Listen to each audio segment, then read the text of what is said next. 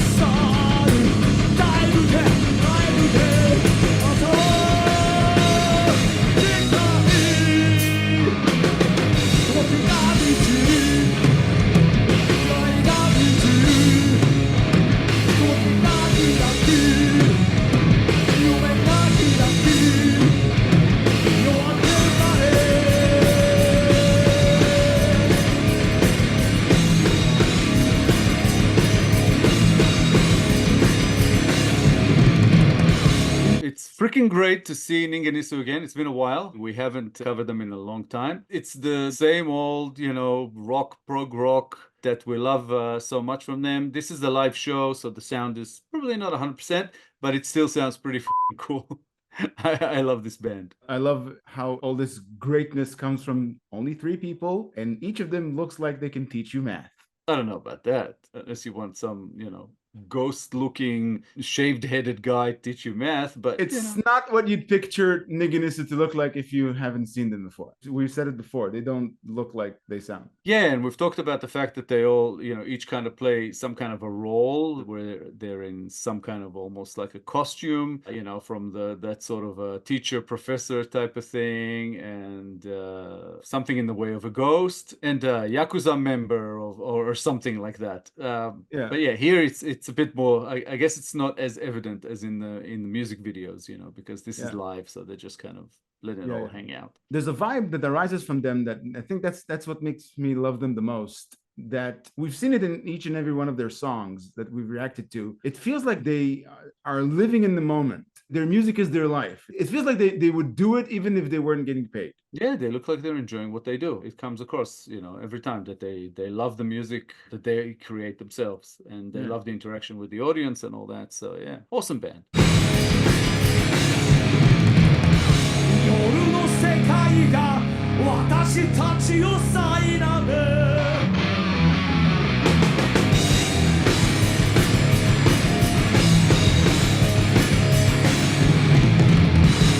岩や閉じ込め朝の光遮る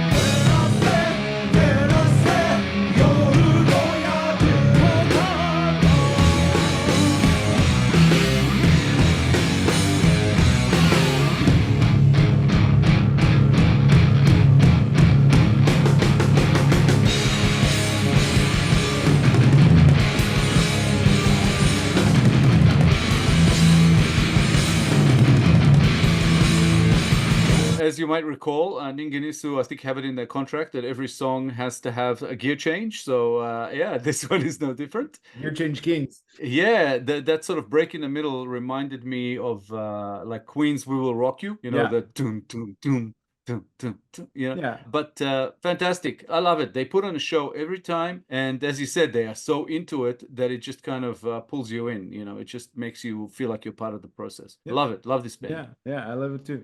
It reminded me at some point, structurally, it's not the same, of a Led Zeppelin song because they play, they rock it, and then they pause, and then he preaches. It sounds like he preaches. I don't know what he's saying, but he sounds like he preaches, and then they go and rock again. It sounds very similar in my mind, structurally similar to a Led Zeppelin song. I can't remember its name, but beautiful. I love it.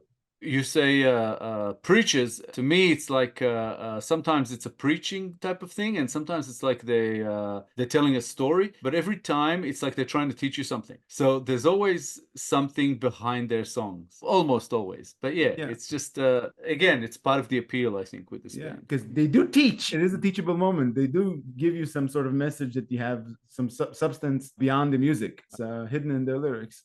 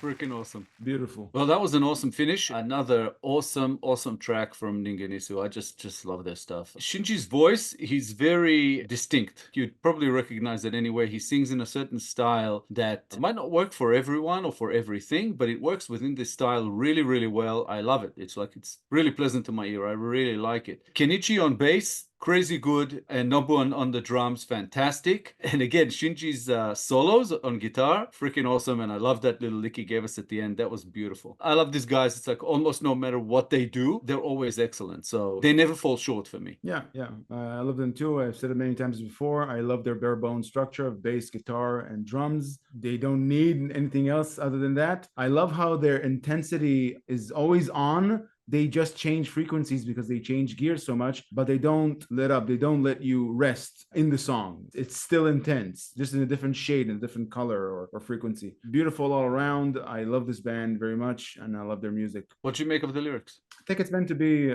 an encouraging and uplifting message. It basically says it's always darkest before the dawn, so don't give up. Don't succumb to whatever depresses you, to whatever brings you down. I think they also have some commentary about the times that we live in. We live in a time of abundance where it's easy to get sensory overload and fall into deep depression because we don't have any obligations to build as we did like 200 years ago and to sustain ourselves in the fashion that they did 200 years ago. So to me, at least, it correlates to the fact that our generation is the generation with the most mental disorders or depression or what have you that has to do with the human psyche. So they're acknowledging that and they're saying nothing bad lasts forever because it's always darkest before the dawn and there's no night. There's even a line there that says, I'm paraphrasing here, there's no night without dawn. There's no bad without good. I think that's a general message. It's a beautiful message. Yeah, kind of a yin-yang thing, you know, with darkness and light. It's like, yeah, there's darkness and it tends to dominate our lives. We place more importance on the negative thought than we do on positive. It's interesting. There was one little verse there. It said, like, for us, who do we smile for? Our tears, they fall for others. So it's like we smile for ourselves, but we probably cry more for others as well, not just for ourselves. It's a beautiful sentiment, really, about hope more than anything else. If you're down in the dumps, if things look bleak, don't succumb to it. Just wait, it'll turn. Things will turn, you know, the dawn will come. The sun will shine and things will change. So just hang on, basically. Don't give up just yet. There's a beautiful verse or a couple of verses at the very end that really brought it home for me. It said, the time is ripe, desires overflow, a new chance arises where dreams unfold before the dawn. There is no dark night that does not dawn, no nightmare incapable of waking from. There is no curse which cannot be undone, for soon the dawn will come. Yeah. Yeah. So yeah, just beautiful. And it kind of, you know, we were talking before about how they preach or teach or whatever in their music. And it really is, you know, they're trying to put some positive vibes out there, even though there's a lot of realism in what they're saying as far as the darkness. So yeah, just another extremely cool song, you know, from Ningen Isu. Yeah. Just a fantastic band. Yeah. There's also beautiful commentary on perspective of our generation. Maybe it's not just our generation. I mean, people who are living today. GB Carr, the comedian, said something very wise. He said, as depressed as you may feel right now with all the problems in your life, in 50 years from now, there's no price you won't pay to be exactly where you are now, 50 years prior. It's a matter of perspective. It sounds like a cliche, but it's not. Nothing bad lasts forever. Yeah, it's almost like saying things are not as bad as they seem, not because they're not bad, but because they will get better. So try to look forward rather than look at the situation right now or what was and sort of get down in the dumps. Try to look forward. Basically, positive thinking, you know. So it's like even if you are in a bad situation or depressed or whatever, if you kind of force yourself to think positively, you'll get there. Yeah. You know, eventually. So it keeps you there in the meantime. Great advice. Yeah, wonderful advice. There are elements of stoicism in there, but it's peppered. It's not the whole ideology. It correlates to a lot of how to, what's the healthiest way and the most productive way to process things, happenstance in your life, and steer away from dropping into that depression and ill feelings about what happens. Beautiful message. If you enjoyed this episode, guys, please be sure to like, subscribe, comment, and click the little bell icon so you'll get notified on all our future videos. If you have a request you'd like bumped up the line, please make it through Buy Me a Coffee. All contributions are, of course, very much appreciated. Thank you all for sticking with us. Thank you all for your time. As always, guys, thank you for the awesome support. We appreciate it oh so much. We'll be back in a few days with a new episode, and we hope to see you all then. Thanks again, guys. Bye for now. Bye, guys.